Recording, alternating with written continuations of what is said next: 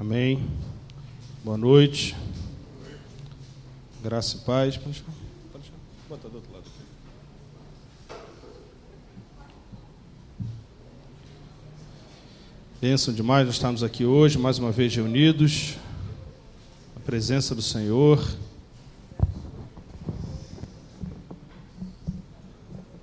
Com a certeza, como o Israel falou, de que Deus está nesse lugar, que sua presença é manifesta no nosso meio. Isso é que nos traz esse lugar, amém? Porque certamente não é por ninguém que você vem a esse lugar, senão por Cristo, que antes mesmo de nós chegarmos já estava aqui preparando todas as coisas. Antes mesmo da gente começar a palavra, queria só relembrar o que a gente falou na outra semana, somente do projeto de base dos jovens. A gente tem acordado junto com os jovens que nessa sexta-feira os jovens levem as propostas do projeto que a gente tem, que o Israel montou. A gente fez as respostas lá no Google Docs, etc., já para levar as propostas nessa sexta-feira. Então não esqueçam isso, por favor, levem, que lá também nós vamos discutir sobre esses assuntos, aquilo que a gente tem programado para o nosso ano. E, obviamente, o projeto de jovens lá em casa, né, não é à toa, né? Eu sou o dono da bola, então tem que participar. Amém, glória a Deus. É por isso que está sendo lá o primeiro dia. Amém? Então não deixe de participar. Leve um convidado. Olha, uma coisa que a gente sempre fala e é importante ressaltar, o projeto de base, ele tem cunho evangelístico também. Então é a minha casa, não tem problema. Ah, mas eu vou levar alguém na casa dos outros. Não, leva, lá em casa não tem isso não. Fica tranquilo. Pode levar um amigo não crente, que você conheça, que você queira que ele esteja lá com a gente, leve, essa é uma oportunidade. Assim também como a igreja. A gente também convida e desafia a igreja a isso. O projeto de base precisa ser evangelístico. Principalmente pelo fato de estar fora da igreja, isso facilita com que a pessoa receba aquela palavra. Então não deixe de levar alguém, algum convidado, para que nós possamos ali, então, quem sabe, através daquele momento de comunhão, ela não se renda ao Senhor como um dia nós rendemos também. Como ouvimos pela manhã, se um dia nós nos calarmos, as pedras clamarão. Mas cabe a nós abrir os nossos lábios e falar desse amor tão grandioso que um dia nos alcançou. Amém. Glória a Deus. Queria ler, por favor, o Evangelho de Lucas, capítulo 24. Abra, por gentileza.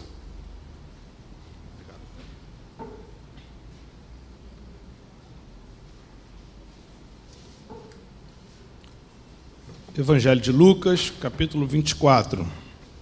Tem ali no telão, e ali está a versão NVI. A minha versão é outra aqui. A minha é João Ferreira de Almeida, revista e atualizada. Essa é uma passagem que a gente conhece bastante, principalmente o fato, obviamente, de a gente lê-la hoje, é que hoje, domingo de Páscoa.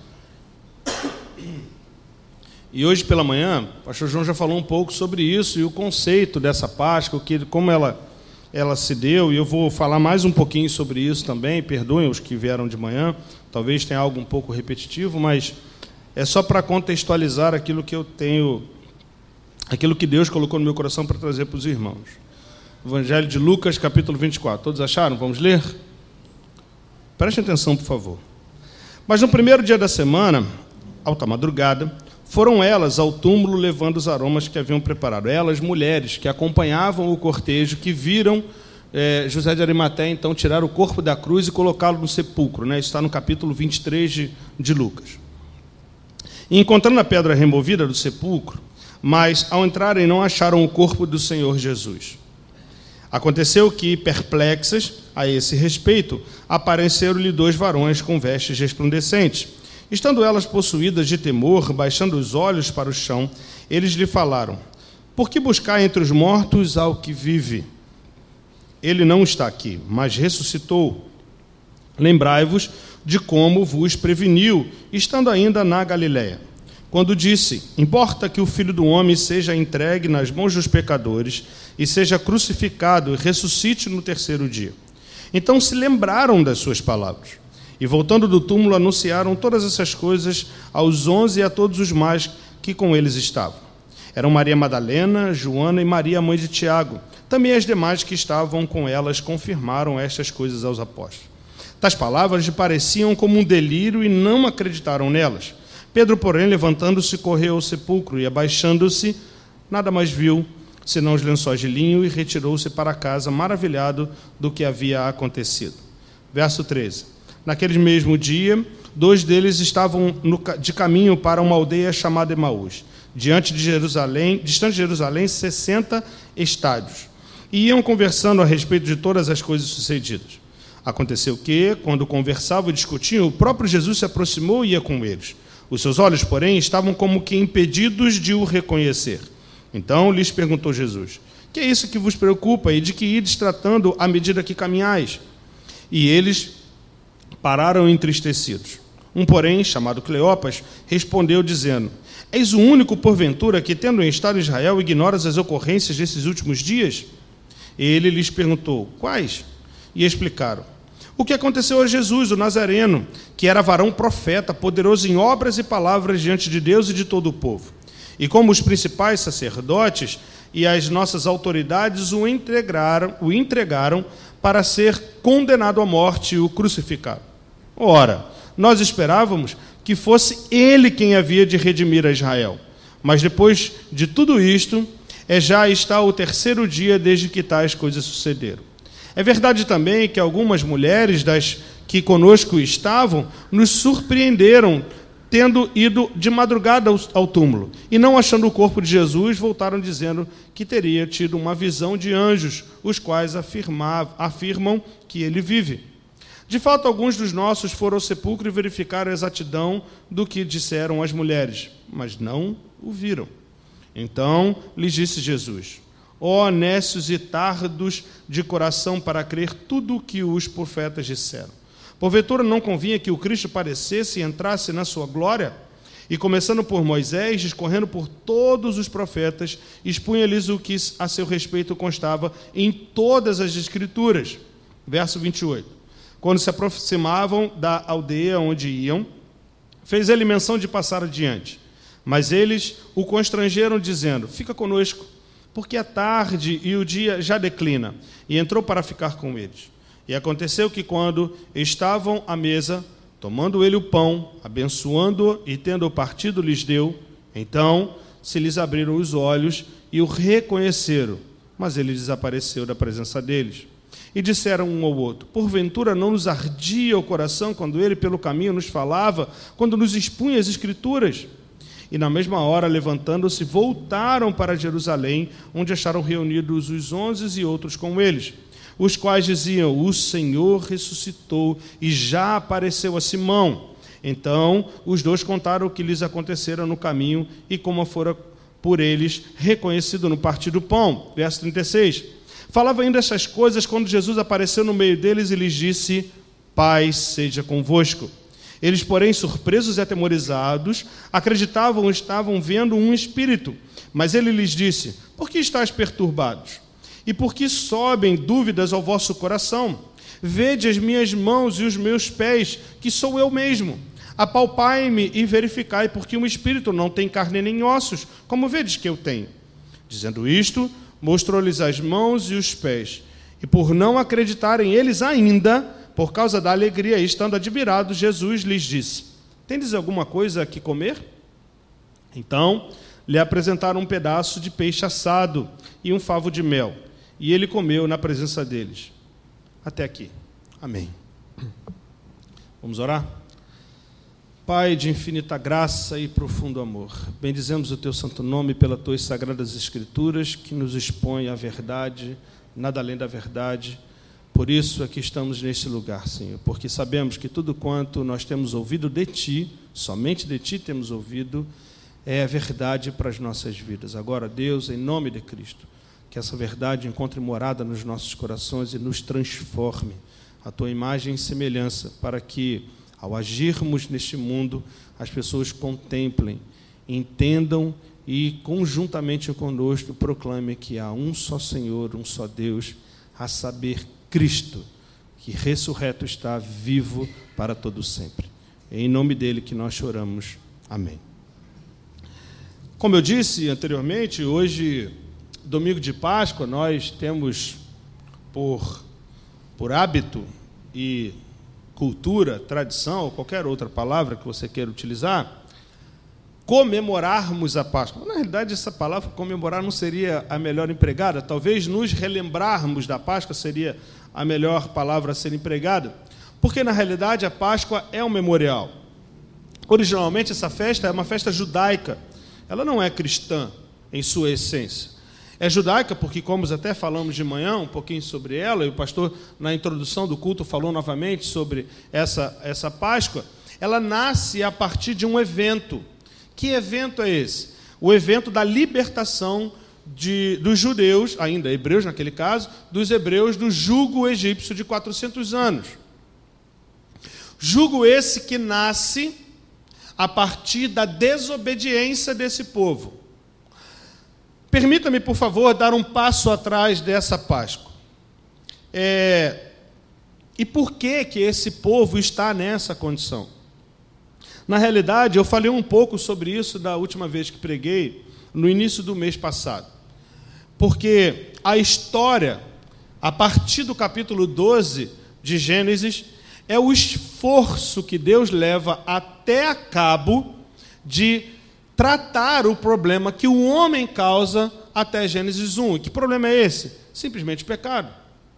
Deus institui uma família, cria uma família e dá uma ordem clara àquela família. Que ordem é a família primordial da raça humana, Adão e Eva?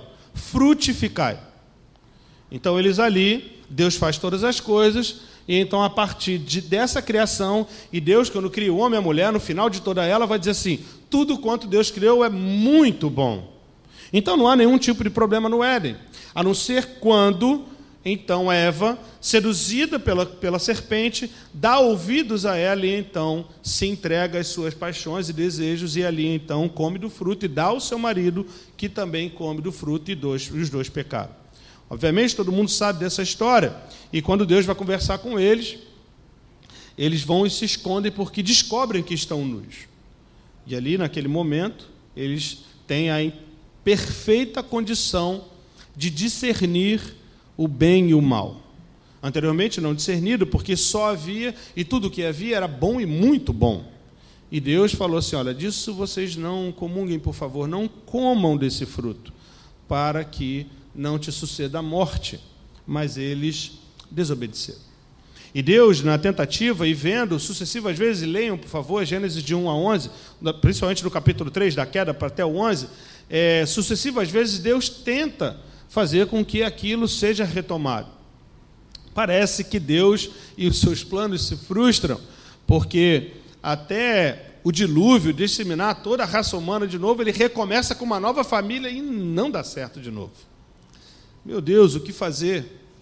E agora, depois do dilúvio,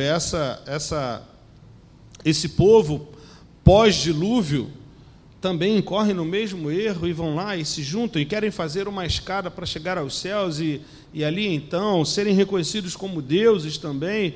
E aí Deus vai, confunde todo mundo e fala assim, então tudo bom. E Deus fez um povo só e agora ele fala assim, não, agora vocês são um bando de nações.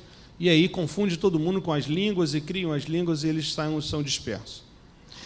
Isso até 11 de Gênesis. No 12, Deus chama um homem e a partir desse homem faz uma promessa de que a partir da semente daquele homem, Deus criará um grande povo. E esse povo, ele tem por objetivo ser uma nação santa, sacerdócio real, povo escolhido de Deus, propriedade exclusiva de Deus, para que através desse povo, com essa conotação, todas as famílias da terra sejam benditas. Então, Deus cria um povo para que o seu plano divino, anteriormente frustrado, única e exclusivamente pelo homem, através da desobediência de Deus, então entra o pecado no mundo, Deus cria, através desse povo, uma nova aliança com toda a humanidade. E ele vai tentando ir ali, vai com Abraão, Isaque, então Jacó tem os 12 filhos, e aí vai tendo a tribo, e a tribo vai crescendo, mas aquele povo mesmo assim, crescendo, ainda continua pecando contra Deus. Mesmo com todo esse arcabouço, entendendo e passando de geração a geração, esses ensinamentos, o povo continua pecando. Obviamente, toda desobediência tem a sua consequência. E então esse povo chega nesse momento, e é nesse momento da história, em que fica lá cativo, e cativo desse império da época dos egípcios, ali vivem 400 anos. Mas Deus deu uma promessa de que esse povo herdaria um lugar, e ele fala para aquele homem, sai de um lugar e vai para o outro, que eu vou te garantir. E não era um lugar de escravidão e de servidão eterna. Aquilo era momentâneo. E lembrem-se que quando Jacó chega com os seus filhos no Egito, e aí José já era, então, o governador do Egito, a nação não era tão grande assim, era muita gente, mas não era uma grande nação. Era um povo seminômade que, se deslocando por conta da fome que existia, foi ali, então, buscar ajuda. E aí, todo o arcabouço da história de José nós já conhecemos. Então, vejam qual é esse contexto histórico da Páscoa em si, dessa Páscoa judaica, que nasce a partir desse conceito da desobediência, do pecado herdado por Adão e, consequentemente, praticado por todos esses anos até a chegada dali. E Deus, então, começa a fazer, e, de alguma maneira, a gente não sabe como, Deus começa a arquitetar um plano para que todas essas coisas, de fato, aconteçam como Ele determinou. Porque há um plano divino eterno. Nenhum dos percalços humanos frustram os planos de Deus. Em nome de Jesus, amados, guardem isso no seu coração. Nenhum pecado humano frustra o plano divino. Deus é todo-poderoso, soberano sobre tudo e todos. Nada fugiu ao seu controle. Parece que as coisas fogem ao controle de Deus, mas nada fugiu ao seu controle. Deus é onipotente, onisciente sobre todas as coisas. Não há nada que Deus não tenha sabido que aconteceria. E ainda hoje, Ele sabe o que acontecerá amanhã, sobre todas as coisas, sobre as nossas vidas e sobre tudo que há nesse mundo, porque Ele é o Criador, como bem Israel colocou, o Criador de todas as coisas, e a terra está na palma das suas mãos. Ele tem o poder. E Ele então começa e institui lá nesse chamado ao livramento de Israel um rito, que é o que nós vamos chamar de expiação. Mais para frente isso fica muito claro. Naquele momento, necessariamente, era apenas um rito. E que rito era esse? Deus, na sua 10ª praga aos egípcios, e essas pragas, todas elas tinham sempre o objetivo de libertar o povo, e Deus comissionando Moisés para isso. Na 10ª praga, ele então vai falar assim, olha, já que você, Faraó, não quer libertar os meus filhos para que eles me adorem no deserto, então eu vou matar todos os primogênitos, de homens, animais, todo mundo, todo primogênito vai morrer. Mas como ele protegeria o seu povo?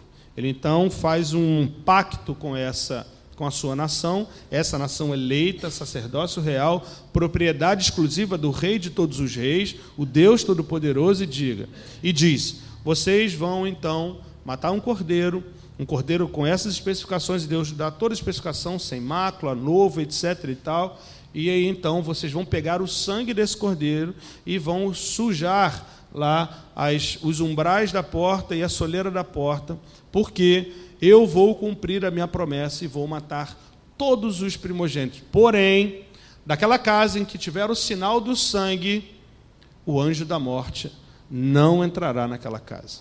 E assim se sucedeu exatamente como Deus falou. E O significado dessa Páscoa, desse evento judaico que acontece lá, e logo depois disso, obviamente, Faraó liberta o povo, e nós sabemos lá da grandiosa passagem pelo Mar Vermelho. Esse evento, que tem como no original hebraico vai chamar de Pessá, que significa a passagem, literalmente, é que a partir desse evento do rito há uma passagem de escravidão para a liberdade. Então, o significado, digamos assim, essencial da Páscoa, da morte daquele cordeiro, e tendo sujado os umbrais da porta com o seu sangue, é que então Deus livra-os da morte para que sejam libertos e tenham vida, e no caso de Cristo, nós sabemos o fim da história, vida em abundância. Esse é o contexto dessa história judaica chamada Páscoa. Mas o que isso tem a ver com a nossa tradição cristã? Não esqueçamos que Jesus era judeu e ele cumpriu a Páscoa fielmente, porque a palavra diz que ele cumpriu as leis de forma a não encontrar nele erro algum, pecado algum. Logo, ele cumpriu fielmente todos os mandamentos prescritos na lei judaica. Então é isso que nos liga. Nos liga porque Jesus, sendo judeu e cumprindo esse rito, obviamente ele tem uma significação. É lógico que tem. Mas antes disso, e aí, quando Cristo vem ao mundo, ele dá uma mensagem para nós, que nós chamamos de Evangelho, as boas novas do Evangelho. Mas o que é isso? De fato, essa boa nova do Evangelho? Porque Jesus, na sua primeira aparição, na inauguração do seu ministério público, logo que ele é batizado, e João Batista já pregava isso, a primeira pregação de Jesus qual é? Arrependei-vos, pois é chegado o reino. Parece que o povo não entendeu os anos de escravidão. E toda a história, a partir dessa libertação de Israel, a partir do capítulo 12 de Gênesis, a gente vê a resposta de Israel nesse ato divino de libertar e de formar um povo exclusivo para ele, para que todas as nações fossem benditas, ela sendo um exemplo para todas elas. E Israel, a cada momento histórico da sua vida, frustra essa função designada a si. Mais uma vez, eles não entendem. E muitos não se arrependem. Alguns se arrependeram de fato. E é sobre essa parte que eu queria nos lembrar e trazer à memória. A Bíblia nos ensina que Deus é Espírito e é eterno. Totalmente eterno. Em sua eternidade, e ele sendo santo, puro, perfeito, pois não há nenhum tipo de desequilíbrio nessa pessoa divina, nem mais intenções, Deus é perfeitamente santo e puro. Ele é totalmente perfeito, e para que possamos entender a sua pessoa, ele acaba utilizando na sua palavra metáforas e linguagem humana, porque se ele se revelasse por completo, nós não conseguiríamos compreender quem ele é. Tamanho cuidado que Deus tem para com os seus, porque Deus nos criou para se relacionar conosco. Não era Adão e Eva que iam ao encontro de Deus nos céus, era Deus que descia da sua morada e se encontrava com eles, todos os dias para conversar. E aí, Adão, beleza? Tudo bom? Oi, Eva, tudo bem?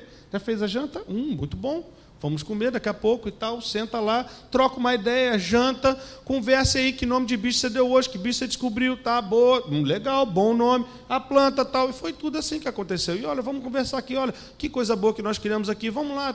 E tem filhos, olha que bonitinho e tal. Ah, vovô, né? Deus, filho de Adão, ainda chamando para Deus de vovô. E aquela história toda, tudo muito bem. Obviamente, conjecturações minhas, e não há nenhum tipo de problema disso, não falei nenhum tipo de heresia, não se preocupe. Mas isso pode ter acontecido de forma clara, sem problema nenhum, porque foi esse o desejo divino. Havia tanto amor e tanta cumplicidade naquela trindade que ele precisou expandir aquele amor. Então ele cria seres, a sua imagem e semelhança, para que essa relação fosse expandida. Esse é o objetivo de criar o homem. Só que esse Deus, a sua sabedoria, que nós não conseguimos sondar, de alguma maneira concebe um plano na sua eternidade e cria nós, esses seres morais, para que, através dessa moralidade, nós tivéssemos e isso acontece de forma voluntária do homem, o conhecimento do bem e do mal. Então Deus, Ele cria e nos cria para que nós pudéssemos adorá-lo e servi-lo por uma eternidade afora. Deus criou Adão e Eva para adorá-lo e servi-lo por uma eternidade. Só que esse é um risco que Deus acaba correndo. Obviamente, um risco totalmente calculado, como já falei, Deus sabe de todas as coisas, Ele não é surpreendido por absolutamente nada. Ele cria seres racionais, que têm uma plena capacidade de pensar e avaliam, obviamente, o que é o bem e o mal. Ali naquele instante, então, esses seres que tendem a se admirar e se avaliar e a julgar a capacidade de se tornarem maiores do que os outros. Assim é o ser humano. Sempre estamos sobre essa perspectiva. E aqui é o grande dilema, pois como esse eterno, perfeito, puro, Deus poderia realizar o seu plano diante dessas criaturas que deliberadamente o desobedeceram. A Bíblia não nos deixa claro e não há uma revelação plena sobre isso, mas esse Deus, dentro da sua sabedoria infinita, soberania e majestade, permite a entrada do pecado, de forma que Ele mesmo, o Senhor, sendo Criador e controlador de todas as coisas, não é o agente do pecado. Que isso fique claro. Porque quem age e peca é o homem de forma deliberada, não Deus. Nem Deus os incitou a isso. Deus deu uma ordem e ela foi descumprida. Simples assim. E diante disso, essas criaturas que agora desobedeceram a Deus, e de forma voluntária e deliberada, resolvem virar as costas e experimentar o pecado, agindo de modo que esse Deus é ferido em sua santidade, no seu coração. Portanto, diante disso, Deus, através da sua justiça, manifestando-a, condena esse ser que Ele mesmo criou. Não deve ter sido fácil. Quanto amor envolvido naquela criação, mas era necessário que aquele ser fosse condenado. Porque senão Deus perderia um dos seus atributos, que é inafiançável, dos quais Deus não troca, do qual Deus Ele não cede, que é a justiça. Desde então, o plano de Deus, e a partir disso a gente vê historicamente falando, Ele começa a partir de Gênesis 3, Ele então faz um plano para resolver o problema do pecado, que promoveu a separação entre o homem e Deus. Pois o homem insiste em roubar a glória de Deus e para a sua ação, e para isso a sua ação é surpreendente. A forma como Deus resolve esse problema é fantástica. Ele mesmo se torna um ser humano. Ele mesmo se faz carne e habita entre nós.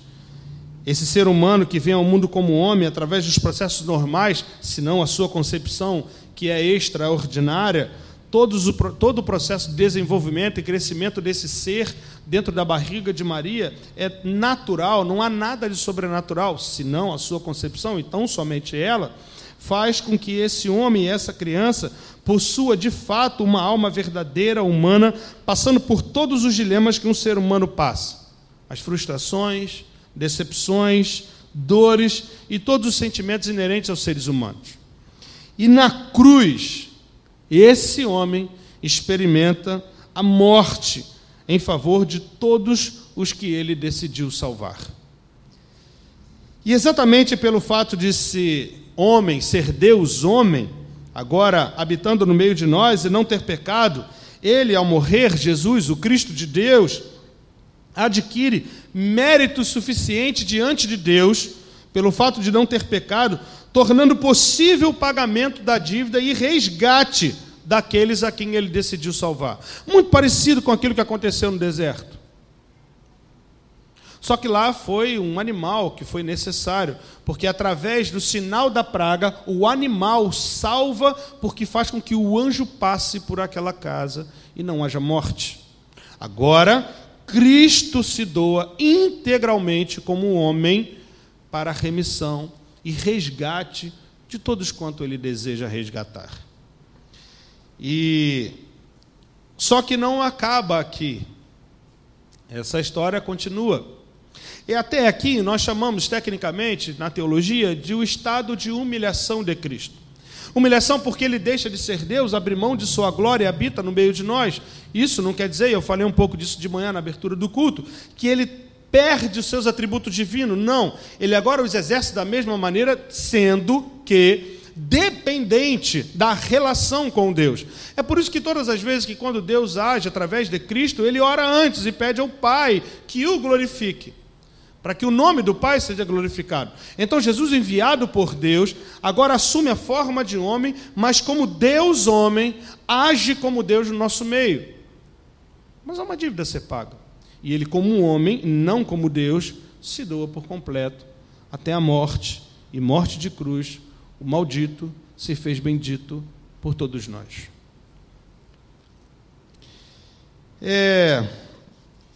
Mas a história não para por aqui. E essa boa nova, que nós pregamos há 2000 anos, desde os apóstolos, que depois de que Deus, então, permite que Cristo, e Cristo se doa por isso, Deus, o Pai, o ressuscita. Esse é o primeiro estágio que nós chamamos de redenção. Redenção porque agora, e há dois estágios nessa redenção, a primeira, a ressurreição de Cristo e a sua ascensão, e tem um terceiro e último estágio, que é a sua segunda vinda. Esse primeiro e segundo estágio da ressurreição e ascensão já aconteceram, porque Deus ressuscita seu Filho amado, pois como ele não possui pecado, a morte não poderia vencê-lo. A morte não tem poder sobre Cristo, porque não há pecado nele. Porque se houvesse pecado em Cristo, então a morte teria o vencido. Mas como não há pecado, a morte perde para Cristo. Porque o seu amor é tão grande que ele não transgride as leis divinas ao ponto dele mesmo, como fiador dessa promessa, se doa a si próprio em favor de todos. E então, regressando agora para os céus, agora ressurreto, como nós ouvimos aqui, lemos aqui, né, até a parte da sua ressurreição, não de ascensão, ele retoma a glória que havia aberto mão por amor daqueles a quem decidiu salvar. Esse drama cósmico que a gente leu, ele perpassa por toda a história da humanidade em várias etapas, desde o Éden, quando Deus fala que viria a semente da mulher e pisaria a cabeça da serpente, e mesmo quando Deus fez roupas de peles de animais para cobrir Adão e Eva de sua nudez, consequência do pecado. E quando ele forma um povo, como já falamos um pouco sobre isso, a partir desse homem Abraão, Deus cria uma forma de se relacionar com esse povo. Agora não mais diretamente, porque através da desobediência essa relação foi cortada e ela teve que ser de alguma maneira restaurada. Isso é o que nós acabamos chamando de religião, que tem por significado religar Deus ao homem. Deus, então, cria uma religião com esse povo criado a partir desse homem, cujo centro é um sistema de sacrifício de animais. Daí o cordeiro, o primeiro animal sacrificado ainda no Egito, porque esse sistema vem depois, lembremos da história. Ele é instituído a partir de Moisés, o sistema de sacrifício. E ele, então, separa uma família daquelas 12 tribos, e eles são exclusivos para isso, todos os dias, de dia e de noite, sacrificando, para que, através desses sacrifícios, os pecados do povo fossem satisfeitos através deles, e então a relação pudesse ser novamente vivida, e então ali Deus pudesse se relacionar com aquele povo. Esses homens de levitas, como nós falamos, da tribo de Levi, faziam tudo isso de forma muito meticulosa, porque Deus os ordenou desta forma. Então o cordeiro era daquela maneira, existia todo um rito, a preparação para o rito, de como aconteceria no momento do rito e após o rito. E aquilo foi feito durante anos e anos, séculos e séculos, foi feito isso. O que nós chamamos de expiação pelo pecado. E isso aconteceu. O sumo sacerdote, após o sacrifício desses animais, adentrava no Santo dos Santos, levando consigo o sangue desse animal sem defeito, aspergindo o sangue sobre o altar e confessando os pecados do povo e pedindo perdão a Deus. Ano após ano, Ano após ano, isso era feito de forma tão meticulosa. Através desse sistema, a mensagem de Deus para o povo era única, dura, inclusive. Você é um pecador. Você não pode se achegar a mim. E nenhuma das suas ações fará com que exista mérito em você para que você se relacione comigo. Nenhuma. Você precisa resolver o pecado na sua vida. E só há um meio para isso. A vida, a própria vida, precisa ser sacrificada. Como falamos aqui de manhã também, quando olhamos para a Bíblia e falamos sobre sangue, sempre relacionamos ele à vida. Por isso era necessário o derramamento de sangue.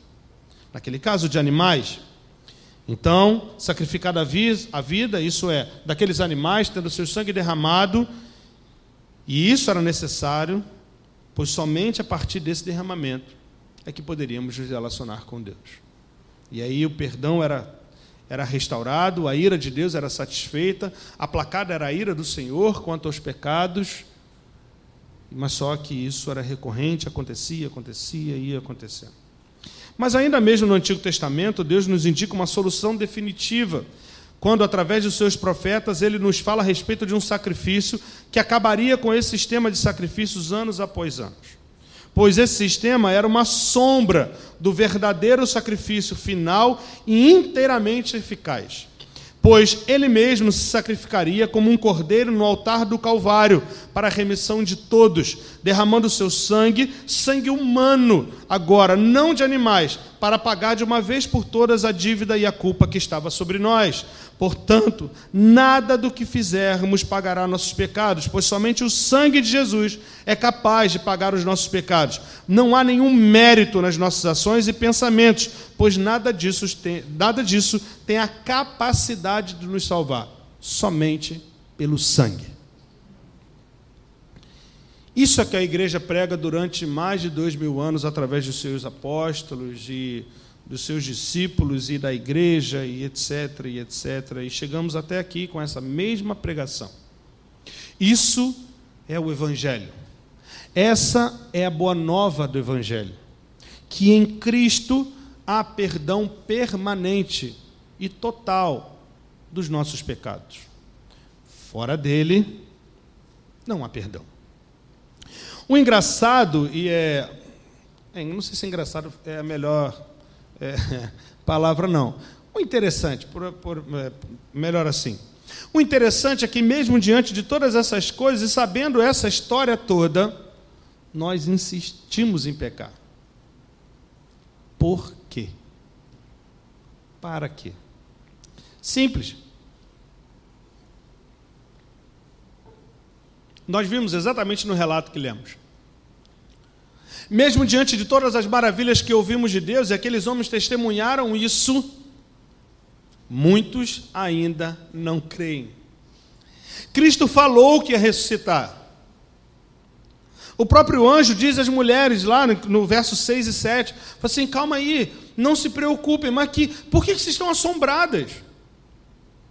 No próprio capítulo 9 de Lucas, o próprio Cristo fala sobre isso. Importa que o Filho do Homem seja entregue aos pecadores, que ele sofra, morra, mas saibam que ao terceiro dia ele ressuscitará. Por que tamanho espanto vocês estão aqui? E vejam, quando as mulheres vão falar para os discípulos que estão reunidos, porque Cristo os mandou reunir, eles mesmo assim não acreditam. Os discípulos no caminho de Emaús vão dizer que elas tinham um delírio. Como a palavra de Deus é um delírio? Delírio é o pecado que nos toma toda a consciência de quem somos, que deteriora a nossa natureza, que antes era de frutificar e agora a gente come fruto, invertendo o fluxo de Deus. Porque a ordem divina é frutificai, e a gente simplesmente inverte o sentido e diz, comamos. Por que a gente faz isso? Porque todas as vezes nós sempre queremos ser maior do que alguém ou alguma coisa. Nesse caso, sempre queremos ser maiores do que Deus. Então nós vivemos uma crise de identidade. Porque perdemos a consciência de quem somos. Porque se você sair ao mundo e perguntar ao mundo, fala assim, por que você está aqui? Filósofos, durante centenas de anos, em todas as suas discussões, tentam entender o porquê estamos nessa terra, para quê e para onde nós vamos. Amados, em nome de Jesus, nós temos a resposta. Viemos de Deus e voltaremos para Ele. Assim como Cristo, que um dia veio de Deus para habitar no nosso meio, indicar todas as coisas, nos dar o exemplo, como nós falamos na semana passada sobre o lava-pés. E ele diz assim, assim como vos fiz, façai também uns pelos outros. Pois é dessa forma que vocês vão ser reconhecidos como meus discípulos. Mas que crise de identidade desgraçada é essa que a gente vive? Como que nós, que nos intitulamos como povo de Deus, eleitos do Senhor, não vivemos essa consciência? Para tudo, pelo amor de Deus, em nome de Jesus. Nós não precisamos mais sacrificar animal para a remissão dos pecados, porque a nossa dívida foi cravada na cruz do Calvário. De uma vez por todas. Cristo o fez. Não nós. Não pelos nossos méritos. Então o que cabe a nós? Desde essa separação, que nós temos uma crise, essa crise de identidade nos assola o tempo inteiro, ao invés de convicções, que era o que deveríamos ter, assim como Adão e Eva tinham, a nossa vida é banhada por incertezas. Banhadas por incertezas. Nós vivemos que, através dessas incertezas, criamos um bando de carência. E aí, nessa relação cheia de carência, o que nos sobra a partir dessas relações, sejam elas entre nós ou com Deus, é simplesmente de saciá-las. Então, todas as nossas relações estão baseadas, naqueles que perderam a sua identidade, está baseada em saciar as suas carências. Por isso que muitas das pessoas que vêm à igreja, vêm sempre sob a perspectiva de que obter algo de Deus, porque tem alguma necessidade, alguma carência. E isso é que vai fortalecer a sua vida. Então, vemos a igreja para que sejamos fortalecidos, então vivamos mais uma semana de penosidade. Não. Não, definitivamente não. Não é isso que o Evangelho diz para nós. A palavra não nos orienta a isso. Muito pelo contrário. Ele nos devolve a natureza que um dia nós deliberadamente perdemos por conta do pecado, de sermos filhos amados do Senhor, para adorá-lo em espírito e em verdade eternamente. Ainda que estejamos nesse corpo corruptível que um dia acabará, porque nós um dia morreremos. Essa é a única certeza que temos da vida, senão que sejamos a geração do arrebatamento. Aí fica uma outra discussão teológica, se você quiser conversar, você marca uma hora, a gente conversa no gabinete sem problema nenhum. A certeza que temos é que esse corpo morrerá. Isso o Evangelho também nos diz. Mas há uma esperança, aleluia, que depois dessa morte, um dia viveremos uma eternidade com Deus. Assim como Ele ressurgiu, nós também ressuscitaremos. E aí, aquela segunda etapa do estado de Cristo, da sua redenção, porque Ele agora, já ressurreto e então assunto aos céus, vive e reina. O nosso Senhor está vivo. Aleluia. Ele não está morto. O nosso Senhor está vivo, não inerte às coisas que acontecem conosco. Muito pelo contrário. Ele reina com poder e glória, todo-poderoso. A glória que um dia Ele perdeu por amor de todos nós, para que viesse aqui encarnado e se desse por completo, para que o seu sangue fosse derramado completamente para a remissão dos nossos pecados, agora Ele recobra a sua identidade primordial como Deus e, assunto aos céus, hoje nos dá a plena certeza de que somos resgatados para a sua glória.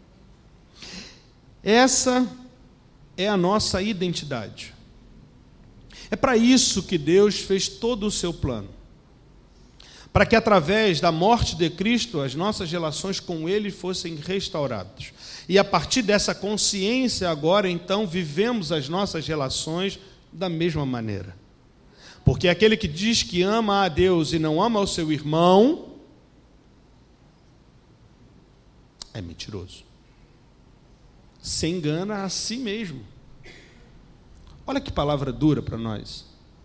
Olha, nós amamos a Deus, aleluia, glória a Deus, oh, que bênção, papapá, pererê, pão duro, e aí passa o irmão com o gosto dele, não.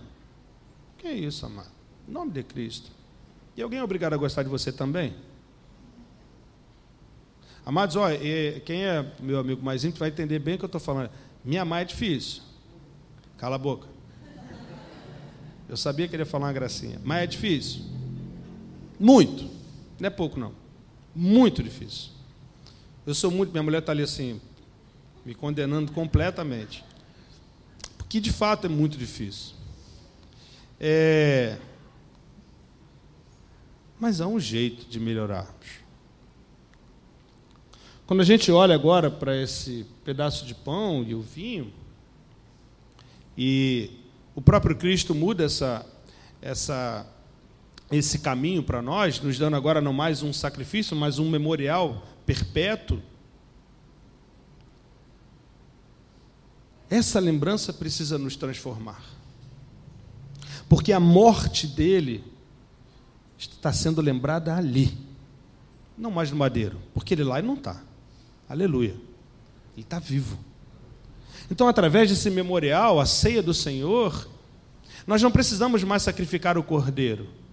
Agora, a nova aliança, que exigia a morte, muito pelo contrário, agora nós vamos beber o sangue, que significa a vida do Cristo, derramada por nós, que nos traz vida. Olha que interessante. O fluxo de Deus, para nós, para aqueles que creem, e têm isso como a sua regra de fé e prática, mudou. Antes, pelo pecado, nós estávamos contra o fluxo de Deus, rumando para a morte. Agora, através dessa consciência, voltamos 180 graus e agora rumamos no mesmo fluxo de Deus. Qual é o fluxo de Deus, amados? Vida. Porque através da morte de Cristo, Ele nos traz vida. Esse é o verdadeiro sentido da Páscoa. Tudo bem, pode trocar ovo de Páscoa, beleza, não tem problema nenhum, coelhinho, isso não faz o mínimo sentido. Não tem problema em relação a isso. Mas, para nós, o que importa é que através desse sacrifício, como lemos aqui, ele morreu e ressurgiu. E vejam que interessante, Jesus come um pedaço de peixe com aqueles homens, porque nem assim eles criam, amado. Imagina se Jesus entra aqui agora ele vai estar diferente, o corpo dele é outro, né, que já foi assunto, não está mais carne e osso lá como os discípulos viram, e dizem, paz seja convosco. Eu sou o primeiro a cair, puf, cai bem aqui, puf, acabou. Mas caio de temor e tremor, porque creio que ele pode fazer isso. Porque o mesmo Deus que curava lá atrás é o mesmo Deus que cura hoje. Como não temos visto isso no nosso meio? O tio Expedito está bem ali, é um milagre. Um milagre. Quantos outros a gente não tem de relatos aqui dentro, nessa realidade tão pequena desse reino de Deus? É isso que é o Evangelho de Deus. Isso é que é a Páscoa divina. Isso é que nos traz, e isso precisa nos recobrar a consciência.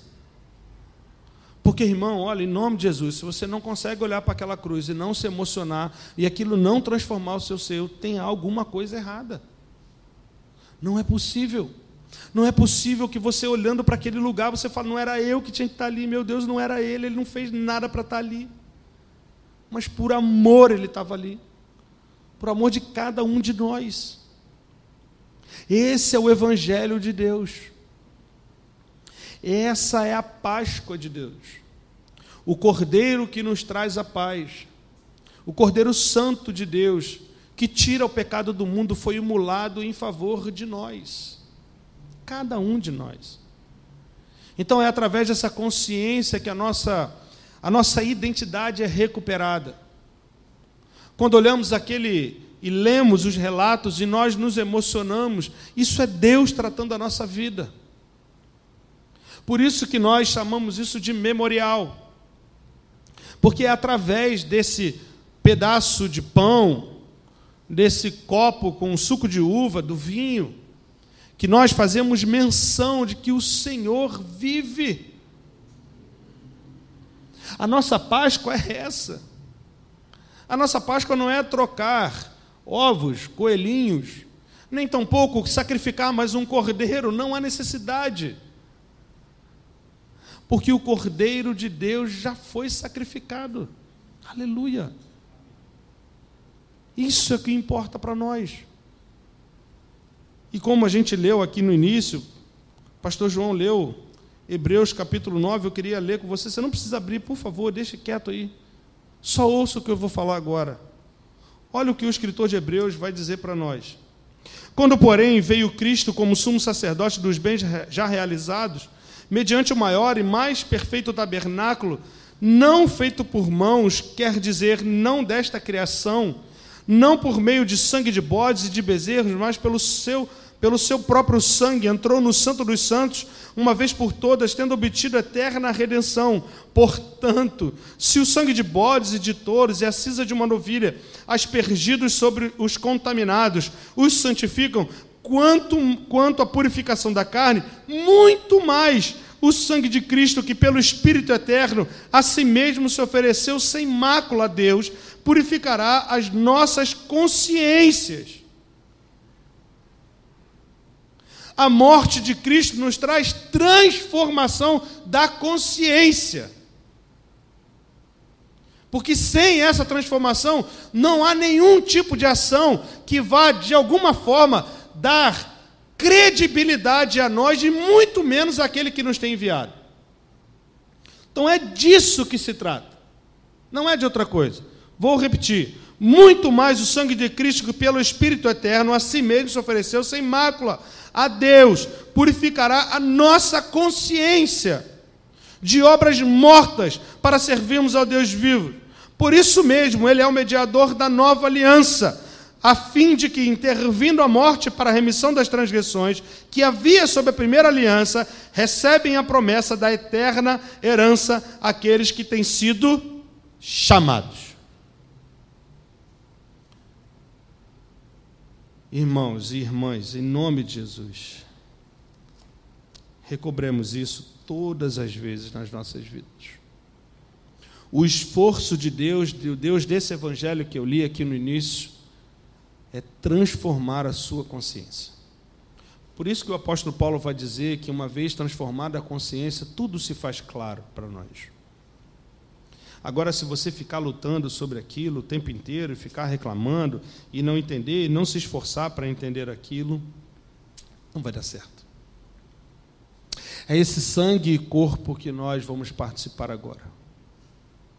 Porque vejam e percebam como é que aqueles homens no caminho de Emaús têm a revelação plena de que era o Cristo que andava com eles. Em que momento? Quando ele toma o pão, o parte e dá graça. Essa é a nova aliança de Deus para conosco. Aliança no seu próprio sangue, não mais de cordeiros. É o que o escritor de Hebreus nos fala. Que Jesus, sendo o próprio sacrifício, pegou o seu próprio sangue, chegou na presença de Deus e aspergiu e derramou todo ele. Nem uma gota sobrou. Para que hoje nós estivéssemos aqui bendizendo o seu santo nome. Aleluia. É disso que se trata. Por isso que nós vamos entrar no momento da ceia agora. Essa é a nossa Páscoa. Páscoa que não necessita mais sacrificarmos absolutamente nada, nem ninguém, nem um bicho, nem um animal, nem uma pessoa. Tudo está consumado. Aleluia. Tudo foi consumado naquela cruz. A nossa dívida cravada, a nossa culpa. Jesus trocou conosco o nosso fardo, nosso jugo. Hoje caminhamos no fluxo de Deus, porque a nossa consciência nos transformou a um caminho 180 graus distinto daquilo de onde andávamos. Andávamos num mundo perdido de morte, mas hoje andamos num mundo onde todos estão achados vivos, clareados pela cruz e pela luz que emana daquela cruz. É assim a nossa vida. Queria que você, comigo, lesse Lucas capítulo 22, para que entrássemos no momento da ceia. Eu queria chamar já os diáconos aqui para frente, por favor. Lucas 22, 19, vai dizer assim, ó: E tomando um pão, tendo dado graças, o partiu e lhes deu, dizendo: Isto é o meu corpo oferecido por vós. Fazei isto em memória de mim. Semelhantemente, depois de ceiar, tomou o cálice, dizendo: Este é o cálice da nova aliança do meu sangue, derramado em favor de vós. Todavia, a mão do traidor está comigo à mesa, porque o Filho do Homem, na verdade, vai segundo o que está determinado, mas é daquele por intermédio de quem ele está sendo traído. Então, começaram a indagar entre si quem seria dentre eles o que estava para fazer isso. Este é o corpo de Cristo, discernido, partido em favor de cada um de nós, e o seu sangue vertido para a remissão de todos os nossos pecados. Todos, sem exceção. Não há nenhum pecado que fique fora desse sacrifício. Toda a nossa vida vive à sombra da cruz. E essa cruz é central para o entendimento e a transformação da nossa identidade. Ao olharmos para a cruz, precisamos nos ver nela. Aí então, Deus, no seu infinito amor, nos retira de lá e se coloca nela, na pessoa de Cristo. É isso que nos traz a consciência plena e de recobrar a nossa identidade como filhos amados do Senhor. A ceia, ela é convidada a todos aqueles que estão em comunhão com Cristo, e é por isso que a gente fala isso todas as vezes da ceia, porque é através desse batismo que nós publicamos de forma a todos quantos estão presentes naquele momento, naquele ritual, em que essa consciência que está transformada agora, ela é pública, que através de nossas ações, então, vamos expor a pessoa de Cristo. Por isso, se você não é batizado, e a palavra vai nos indicar isso, não consegue discernir o corpo e o sangue de Cristo, sugiro que não participe. Mas aquele que está batizado e em comunhão, tenha esse privilégio de participar do corpo e do sangue de Cristo. Enquanto nós vamos orar e distribuir os alimentos, eu convido você a fechar seus olhos e se colocar diante de Deus, orar. Se há algo para ser consertado, esse é o momento. Fale com Ele, fale com Deus, peça perdão ao Senhor, peça a Ele misericórdia, graça, para que Ele possa atuar na sua vida, como Ele fez e tem feito na vida de tantos quanto o tem se entregue a Ele.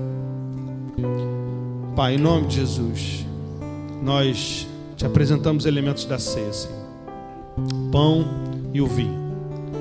O pão que simboliza o teu corpo, que foi moído pelas nossas transgressões e pelos nossos pecados, como disse bem o profeta Isaías. E esse copo com o suco de uva, que representa o teu sangue, que foi derramado em favor de todos nós. Como lemos no livro do escritor de Hebreus, esse sangue que foi aspergido na presença santa aos pés de Deus, que nos redime e nos lava, nos limpa de todo o pecado. E isso o Senhor nos ordenou que fizesse para sempre, não somente uma vez por ano, como é a Páscoa, mas sempre como um memorial, Senhor, para que nos recordemos do teu sacrifício naquela cruz em favor de todos quantos o Senhor tem chamado para si.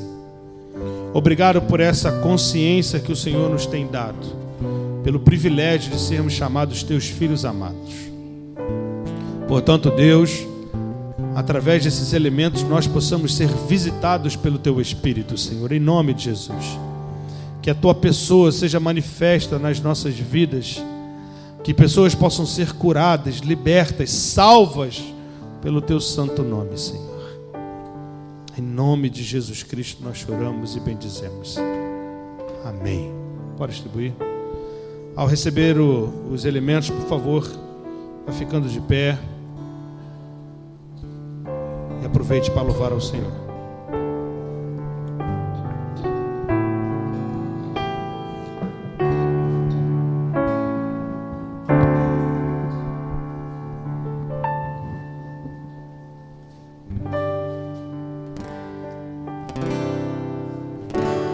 O bom pastor buscou-me já longe do redil e com ternura achou-me caído, triste e vil.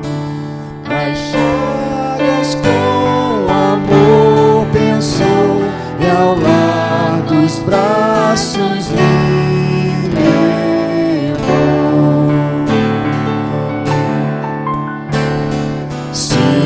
Jesus amou-me, com amor buscou-me, Ele mesmo restaurou-me a Deus, por seu sangue restaurou-me a Deus, seguiu-me bem distante do seu lugar no céu e disse em voz amante: achei-te, tu és meu. Jamais senti tão grande amor como este do meu bom pastor.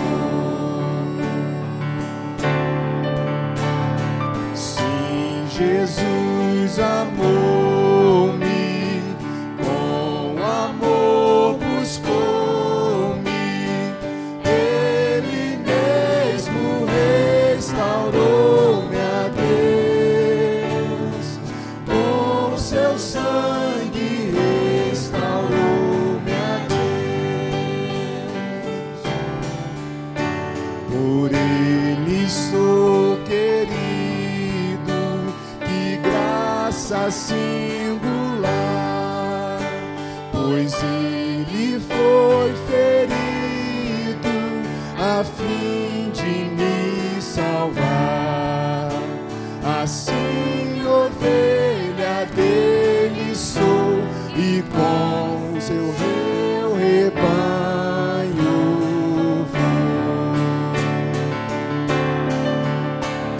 Sim, Jesus amou-me, com amor buscou-me, Ele mesmo restaurou-me a Deus, por seu sangue restaurou-me a Deus.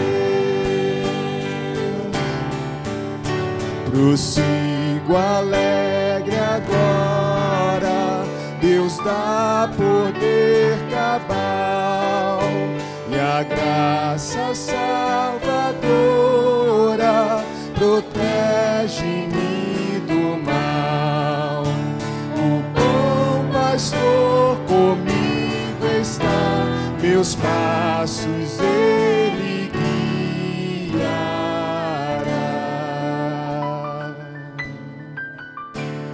Sim, Jesus amou-me, com amor buscou-me, Ele mesmo restaurou-me a Deus, com seu sangue restaurou-me a Deus.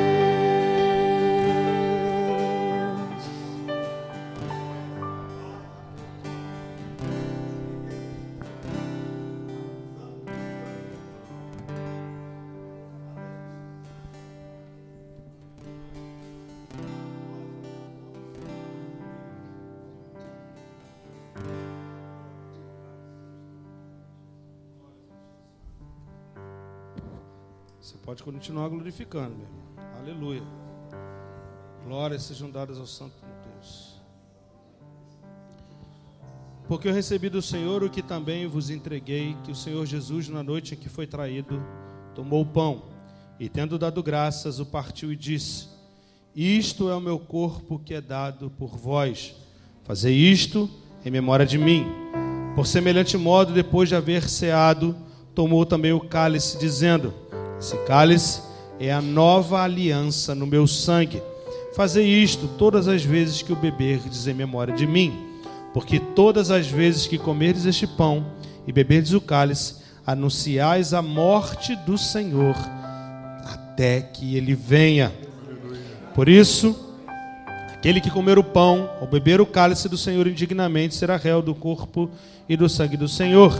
Examine-se, pois, o homem a si mesmo, e assim coma do pão e beba do cálice. Pois quem come e bebe sem discernir o corpo, come e bebe juízo para si. Eis a razão porque há entre vós muitos fracos e doentes, e não poucos que dormem.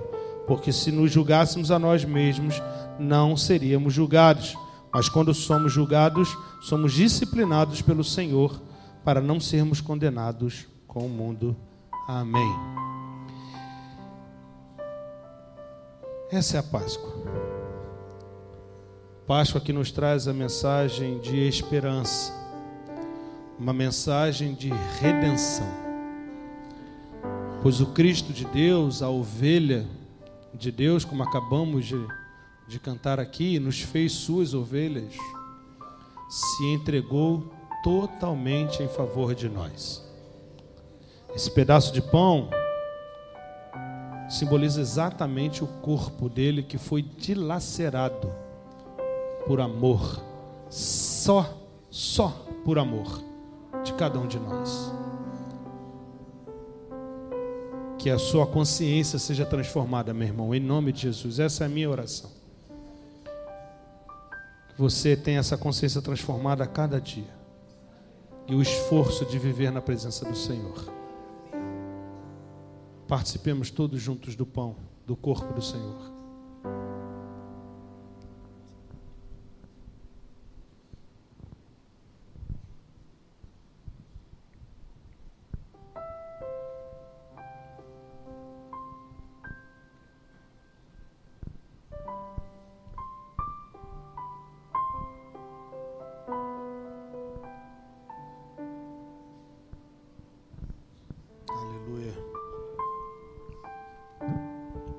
Glórias ao teu nome, Senhor. Glórias ao teu nome, Senhor.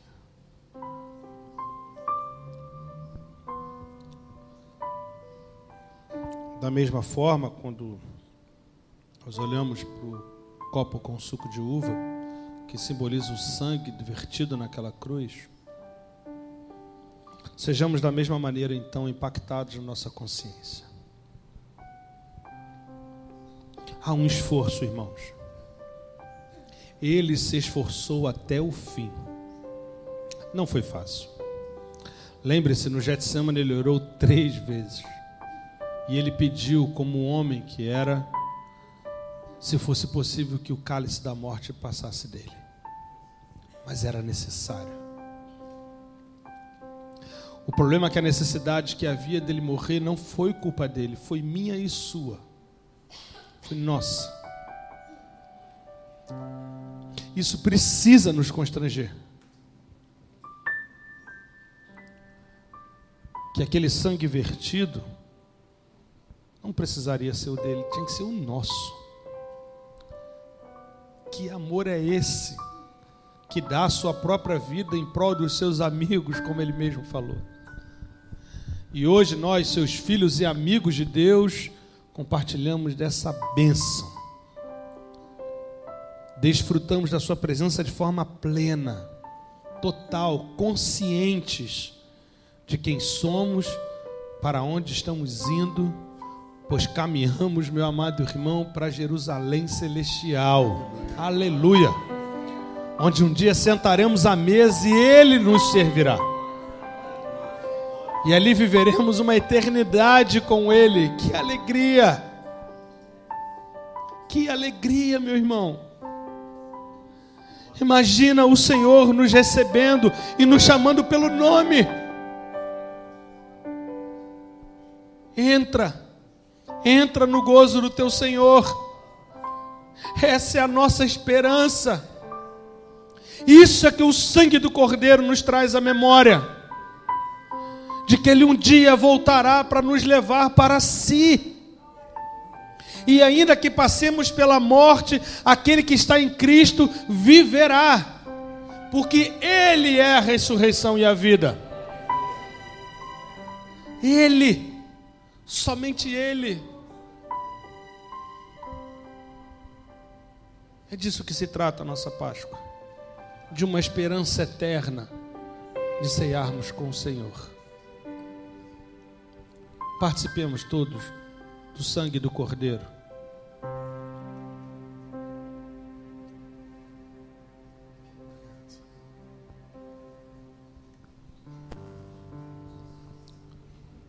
Aleluia. Glórias sejam dadas ao teu nome, Cordeiro de Deus. Glórias sejam dadas ao teu nome, Cordeiro de Deus.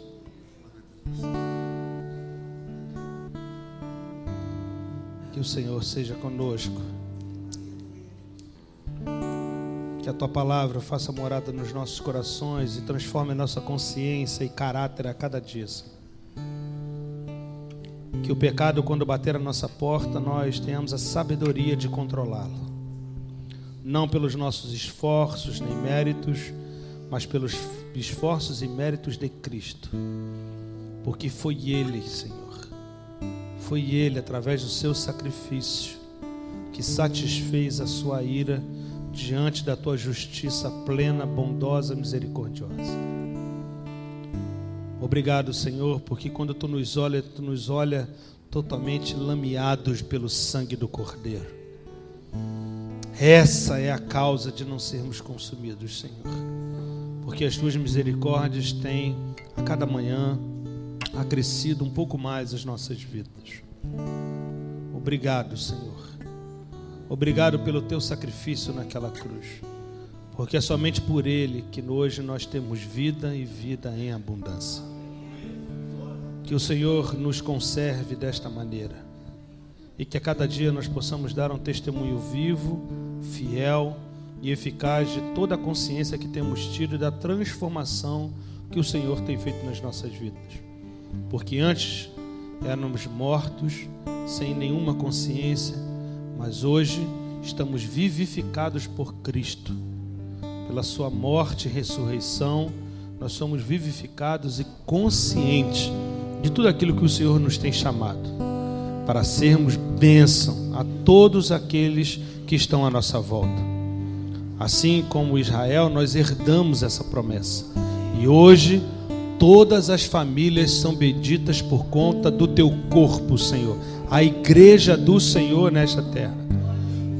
Traga, Senhor, essa certeza e consciência todos os dias das nossas vidas, para que ao fizermos qualquer coisa, seja lá qual for, em qualquer esfera das nossas vidas, o Teu nome seja engrandecido, para que todos vejam, compreendam e aceitem que há um Deus nas nossas vidas que faz todas as coisas. Muito obrigado, Senhor. Queria Te louvar, Te agradecer por cada vida que aqui está, por cada família representada, por cada irmão que está nos assistindo também, Senhor. Que o Senhor os alcance da mesma forma, pois o Senhor é Deus de perto e de longe, Senhor. Para o Senhor não há limitação de espaço. Obrigado porque a Tua presença nesse lugar é real, Senhor. Obrigado porque o Senhor nos ministrou mais uma vez. E saímos daqui não fortalecidos ou com as nossas baterias recarregadas, mas mais conscientes da missão que o Senhor nos tem proposto. Por isso, Deus, nós Te pedimos, fortalece as nossas mãos e pés, para que possamos fazer fielmente tudo o que o Senhor tem colocado diante de nós. Que o Senhor mantenha essa porta aberta, abençoe essa igreja, Senhor. Que nós possamos ser de fato um luzeiro, que não nos escondamos daquilo que o Senhor nos tem proposto, mas que sejamos de fato uma cidade no monte, da onde todos podem ver a luz do Senhor brilhar. Que todos venham a ser impactados pelas nossas vidas, Senhor, porque é assim que o Senhor nos tem ordenado.